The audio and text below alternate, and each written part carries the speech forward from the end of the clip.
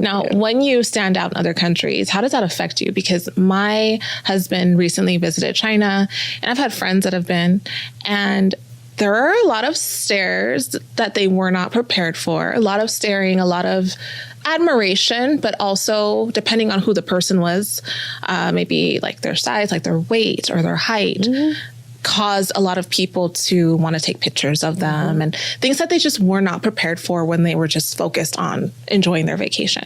So with your travels, how has you being a Black woman in places where they maybe are not used to seeing Black women, how has that experience been for you? Yeah, I mean, well, first I want to say every acknowledgement of your race isn't racism. Can you just go a little bit deeper into that statement? It's a powerful statement. Yeah, every acknowledgement of your race isn't racism. Because I think, you know, unfortunately, America has conditioned Black people to call everything racist. Like a lot, not everything, but a lot of things racism. If someone is rude to you in another country, they're like, they're racist. It's like, some people are just rude. That's right. You know what I mean? It has nothing to do with the fact that you're Black. They're just a rude human. You know, and so for me, I'm not easily offended because sometimes I'm like, oh, you racist. Like, this is racism, right? For me, a lot of it comes into play at borders because I'm African. Like, I am African appearing. No one cares about my accent. And no one even cares about my passport. And I have 2 passports. I have a Ugandan passport and American. People see that I am African and I am treated like that, which is I'm treated worse than a Black American is treated. You know? Really? Oh, yeah. Oh, my God. Yes. Really? Sorry. Yeah. Yeah. It's bad. Objectively speaking, it can be very bad. Because they assume that They assume my U.S. passport is fake. If I'm using my Ugandan passport, they assume I'm going to overstay my visa. Oh, it's just wild. Like, you know, and I stay at a lot of high-end places and they're like, wait, what? Why are you here? And it's like, yeah, I'm here. I paid. Like, my name's on the reservation. Relax. You know, so I get a lot of maltreatment, but like, a lot. It's not even that much. Like, it's not enough that it's discouraged me from traveling. So yeah, for sure, like Central Asia, so like Kyrgyzstan, Kazakhstan, Uzbekistan, Turkmenistan, like that. There was like Uzbekistan. I just remember I was with a friend, traveling with a friend. He's Black. He's dark skinned as well. He's very muscular. So it was like too much. Like, they just kept taking pictures. I was like, all right, y'all, like, you're putting me in a bad mood. Like, this is no longer enjoyable. You know, the first couple, you're like, okay, yeah, sure. I don't know where those pictures are going to end up. That's what I always wonder. What are they doing with these pictures? Well, I don't know what they're doing with them. I'm like, I want to do a call. Like, can you please post any picture of me from any country in the world? What is happening with? Is it where? I don't know. I have no idea. Does it just stay on the phone? They're showing it to their friends. Yeah. Are they like, look, a Black person? I don't know. Yeah. But here's the thing to remember: Black American culture specifically, I believe, is the most exported culture in the world. Like, if you look over time, you look at our icons, you look at sports, arts, music, everything. I say that all the time. Obama. Literally the most exported culture in the world. So if someone sees a Black person, they're probably super excited. If you're in the countryside of Kyrgyzstan, they're just like, oh my God, I never thought I would see a Black person in real life. So it can be bothersome. And I think you can politely say, no, you know, like, learn in that language. No, please, no, thank you, whatever. You can figure out how to do it. And I think try to be as polite as possible, understanding that these are just people. They're like, they've never seen someone that looks like you. If you see someone walking down the street that looks crazy, you look because you've never seen that before. That is the same thing for them. Not to say you look crazy as a Black person, but like, you stand out to them because they've never seen it or they've seen it very rarely. So you have to understand that and have a little bit of grace. But to me, I have found most of the time it's not coming from a malicious place. Okay. So it can suck. I'm not going to lie. It gets really annoying. And I'm like, I'm going to just go back to the hotel because I can't deal with you people. Right. But you know, you just... If you understand that it's not coming from a place of malice, then you can try to be like a little more graceful and like matrix your way out of that situation. Now, this question might be a little sensitive, and I don't know if you can even relate to this, depending on how your weight has fluctuated in your life. But I do know that some people who are heavier set or who are obese may struggle with that because sometimes they feel like maybe the person is taking photos of them or is intrigued by them or even making fun of them because of their weight and they haven't seen that in their country. Yeah, I mean, I don't have that personal experience. But I have a friend, his name is Jeff Jenkins, and he is overweight. And he has an account called Chubby Diaries. And he helps, in his words, helps chubby people travel the world. Oh, wow. And I love what he does because, you know, we talk about representation and people think it's just race. No, representation is anyone that you can open the door and see walking down the street. All of those people want to see people that look like them doing things that they want to do. Mm-hmm. And so I love what Jeff is doing. And the dope thing is he has a show coming out with National Geographic this summer.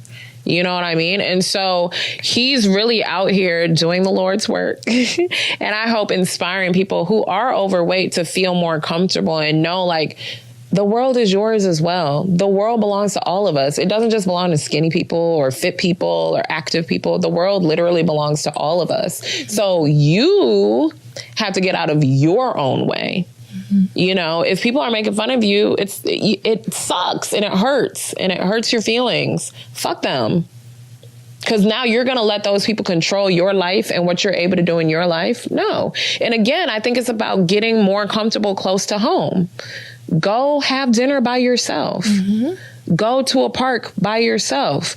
Go to a hotel by yourself. Go to a spa by yourself. Go start doing things close to home by yourself because you deserve to live life as fully as all of us. Mm-hmm. So don't allow whatever your physicality is, whatever your race is, whatever your gender is, whatever your, you know, you might be non-binary, you might be trans, whatever it is, you can't let other people stop you from living your life. Fuck them. Period. This world does belong to you. Even the people who are poor, because that's one group that tends to feel like this world is not theirs. No, it belongs to all of us. And that's the thing. It's like, if you can't afford certain things, and that's what I'm kind of frustrated with social media right now. Cause I feel like social media is like, yeah, I'm a millionaire. Everybody's millionaire. No, everyone is not millionaires. They're fronting and they're trying to make you feel bad about your life. And you don't need to feel bad about your life. Your life is your life. People always are like, oh my God, I want to be you when I grow up. No, you don't. Be you. Mm-hmm. Be you when you grow up. Stop trying to compare your life to other people. And remember, social media is a scam. It's a scam. If we're being honest. You know what I mean? Mm-hmm. So stop scrolling and feeling bad. And if you keep doing that, delete the app. Right. If it doesn't make you feel better about yourself, delete the app. I do that sometimes. Mm-hmm. Sometimes I look and people are at a party. I'm like, why didn't I get invited to the party? Why didn't I get this? Why didn't I? And I have so much. And it started to make me feel bad. I deleted my Instagram app because I said, you're not going to get me. Because I'm grateful for everything that I have. So I can't, and you can't stand in gratitude for what you have by looking at someone else's stuff and feeling like lack. And I think it's scarcity versus abundance mindset. But to me, you know, if you can't afford to do luxury things, who cares? Go do what you can afford. The park is free. Mm-hmm. A walk along the river is free. Mm-hmm. You know what I mean? There's so many things. In a lot of cities, there's free days at museums or your museum is free. Go to the library. Read a book. People don't read enough anymore. I read a lot. Like, I'm on my 6th book for the year, and it's February. Wow. You know what I mean? Read a book. Mm-hmm. That's how I started traveling when I was little. That's the best way to travel. Shout out to Dr. Seuss. But you know what I mean? So the world is yours, and there are things that you can access that don't cost money. Don't let social media make you feel like, I don't have enough money. I can't do these things. There's so much that you can do with little to no money. That's absolutely true. This video is sponsored by myself and my luxury fragrance line, Fine Forever Fragrances. We have 3 very elegant, feminine, and unique fragrances that you would love. 2911 is our debut fragrance, which is a perfect feminine everyday, daytime, or date night fragrance. It exudes mystery, elegance, and warmth. Silent Storm is another fragrance that we have, and that fragrance is a decadent gourmand fragrance. It's rich, it's smooth, it's refined, and it has notes of sea salt, caramel, and it gives off an alluring and captivating impression when you wear it. And our final fragrance, Mustard Seed, is a sweet aquatic floral with pineapple, jasmine, and musk. It's perfect for brunch with the girls or basking in the sunshine. It is a sophisticated and memorable fragrance. So if you love to be the best smelling woman in the room, then you have to have these in your fragrance collection. Visit fineforever.com and use the code Dr. Daff for 10% off of your fragrances to support this show. Now tell me about your hair. My hair. Your hair. My lack of so my hair. So in 2008, February, I moved to Japan. Okay. And I was the girl who every week I had a 5 a.m. hair appointment. Every week you had a 5 a.m.? 5 a.m. Because I used to work corporate. So I had to get my hair done and then They're working at 5 a.m., the hairstylist? Yes. She still does that. I saw her recently at my mom's 70th birthday party. And I was like, you still doing those crazy points? She was like, I start at 4 now. Oh, yeah. Okay. Yeah. And so I was that girl. I never did my own hair. Okay. So when I knew I was moving to Japan, I was like, who's going to do my hair? What am I going to do? And then I didn't want to get braids. And then they started looking raggedy. And then I'm like, then what do I do? You know what I mean? Exactly. So I was like, I'm going to just shave my head. Wow. And I remember it was maybe like 5 days before I moved. And I went to my friend who's a barber. And we shaved my head. What? 2008. You had no qualms about that. You're just like, no, I was just like, who's going to do my hair? I'm not. You don't want to get a wig? Oh, no. No? I'm not into wigs. Okay. And plus, wig culture, I feel like it's like more recent. This was 2008. There wasn't really wig culture. I still don't think I would have done it. Because I was wearing like a short pixie cut anyway. Okay. So I didn't have that far to go. Okay. And yeah, people were like, oh, but your head is perfect. I was like, I didn't know what my head looked like. I don't know. I was just like who's going to do my hair? Not me. Wow. I didn't learn to cut my hair. And yeah, so I just cut it. I didn't have an attachment to hair. So. You're brave though, because I mean, it's not even about an attachment to hair. It's just looking so different without hair. And when you don't have hair, you stand out. And a lot of people are trying to blend in, right? Yeah, I mean, look, I was going to Japan. I was going to stand out anyway, no matter what I did. Because so here's the thing. And yeah, I agree. Like, it definitely is like, I'm dark skinned. I'm kind of taller than average. I love to wear bright colors. So I'm going to struggle to blend in most places. You know what I mean? Maybe like South Africa, I don't really stand out. But like even in Uganda, adult women don't shave their heads. So I stand out in Uganda. So I stand out even, in West Africa. Most adult women don't shave their head. No, not the adults. So globally, I'm just going to stand out anywhere I go.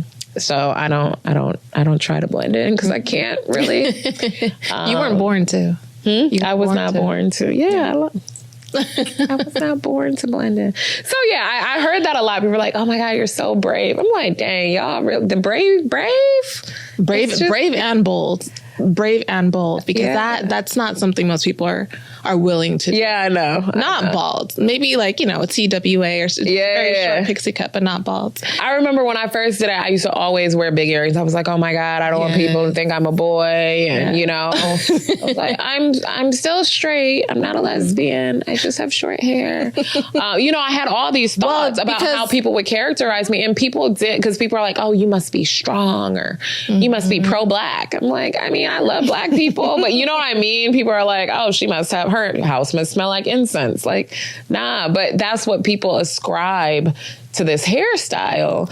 But now, 2008 was a long time ago. Now you're seeing more women doing it, right? Like, obviously, Lupita, Cynthia Erivo, a lot of people are wearing their hair short now. Back then, it wasn't a thing, because this was before Solange shaved her head. You could say I'm a trailblazer.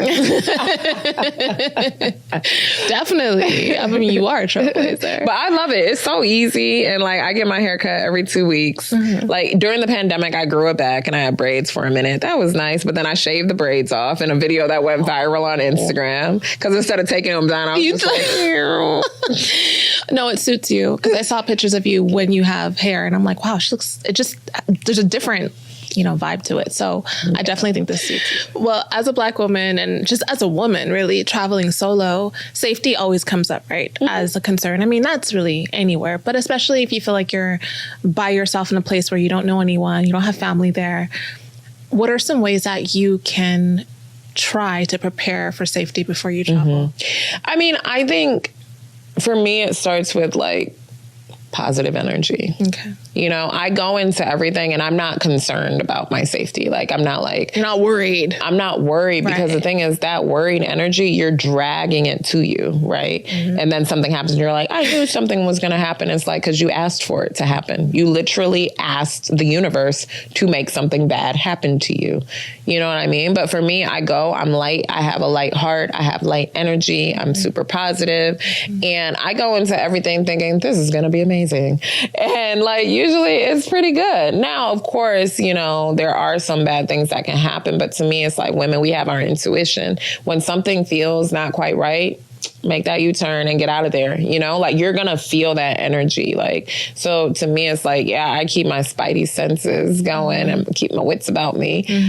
But I really don't focus on that. So I never drag it to me. But practically speaking, for me, I think hostels are amazing, especially if you're traveling alone, because you have a instant community.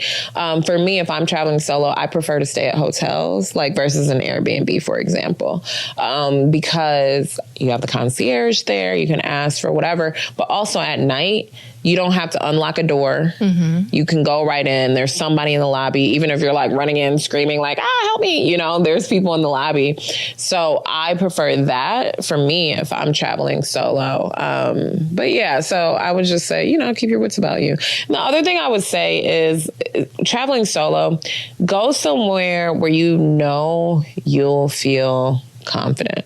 You know what I mean? So, and I think to feel confident, you need to be comfortable. So pick a place where you, especially if it's your first solo trip, go somewhere where you're like, okay, I know I can feel comfortable there. Maybe I speak the language or whatever it is. I know a lot of people who have been there. So feel comfortable, because when you're comfortable, you're going to be confident. And when you're confident, you're less vulnerable. That's true. You know what I mean? Because then you're like, you're walking down the street with your head held high. Right. Because if you're uncomfortable and you're kind of like questioning, then you become more vulnerable. Yeah, you stand out. Yeah, exactly. And people, you know, they can smell that energy. That's right. And even giving people too much information when you travel. Let's say you meet a guy like at a party or at a club or something like that, right?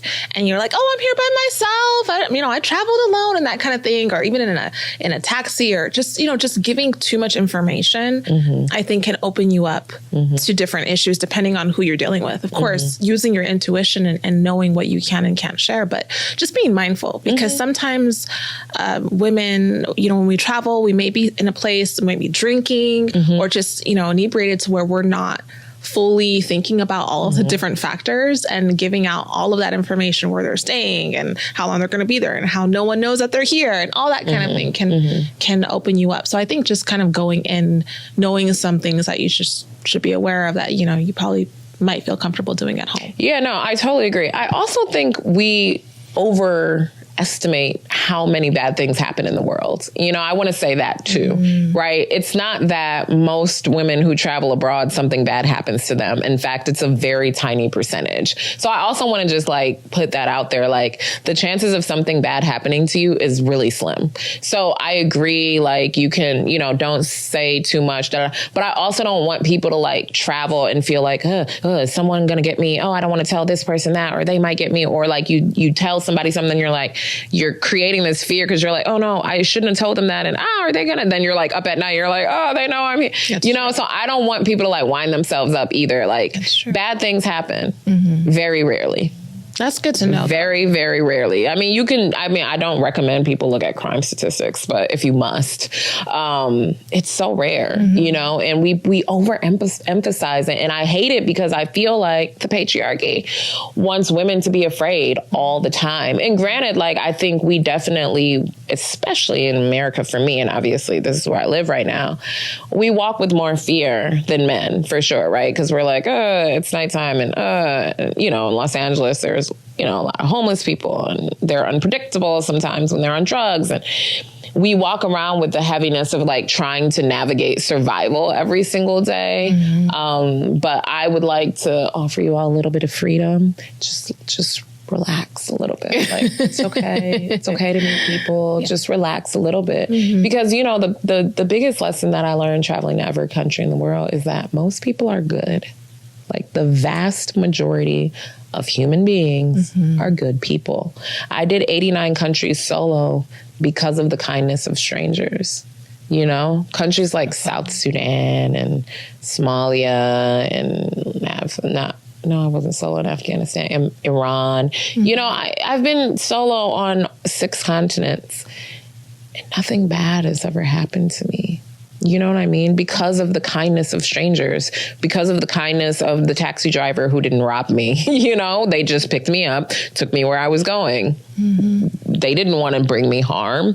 Because of the kindness of people in the street. I was in Russia and I'm like trying to find these embassies. I don't speak Russian, but I had my phone and I'm like, here, I need to get here. And, you know, people were super helpful. Now people have thoughts about Russia and Black people. And I'm like, nah, I had a great time. Like, actually, energy was cool. People were really nice to me. And I couldn't have done what I needed to do without the kindness of Russian people in Moscow. So to me, I just want us to like remember most people are good. Because if you think about your life every day, you do not have a negative interaction with a human being every day. No. If you really think about it, you dial in. Maybe like once a week or maybe twice a week, something happens that might annoy you or something. But it's also not anything real crazy.